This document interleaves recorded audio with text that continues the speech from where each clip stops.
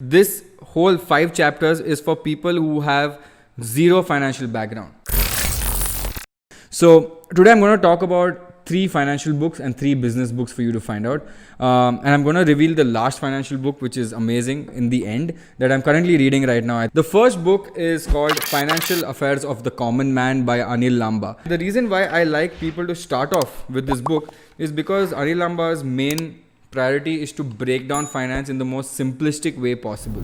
This book is good for beginners. The reason being, they have topics like the power of compounding, why is insurance important, how to understand basic financial statements, what is stock market investing, and how to invest in real estate. There's even a section on cryptocurrencies as well, whether you need to invest or not. Once you have understood the basics, Anil Lamba had another book which I think came out before this book, which is a massive book. And this book is called Romancing the Balance Sheet. This basically tells you how to understand financial statements in a very simple way. And he gives you such basic examples of how you can understand what a profit and loss account is or what a balance sheet is. So his first thing is getting your basics right. And he says this whole 5 chapters is for people who have zero financial background. Now, a lot of people also ask me that tell me some management books or tell me some books that are different for me to grow my business as well. One of the financial books that I liked to start off with is something called The 2-Minute Revolution, right? The 2-Minute Revolution. Now, this is very good for anyone who has a B2C company. This book talks about all the things, all the brands that have made it big in the market. Now, this book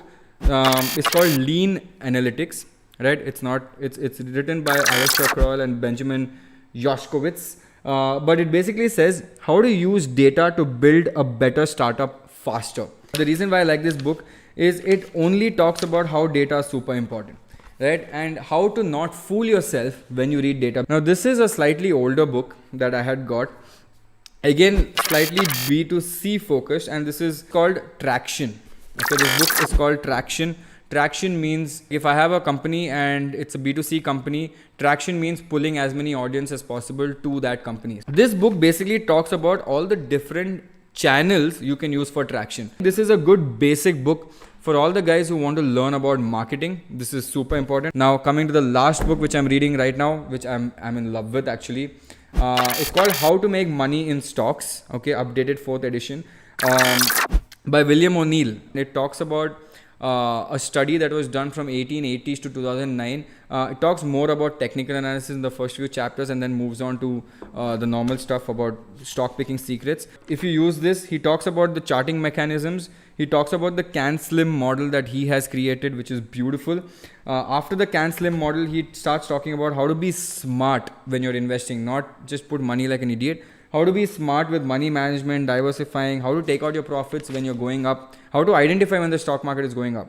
And in the end, he gives you massive different business models and different investing models for you to invest. Basically, it takes you from becoming a new investor. He teaches you in the last 5 chapters how to invest like a professional. How do these professional guys invest? So these are some of the books that I like, but I want you guys to also comment below and tell one book that you guys feel is good. It can be a business book or finance book. Don't give me some 50 Shades of Grey and all that. I don't want all that. But I want one good business book and one good finance book that you guys feel is good, because a lot of people who watch this video would want recommendations on more books. So the community helps the community out.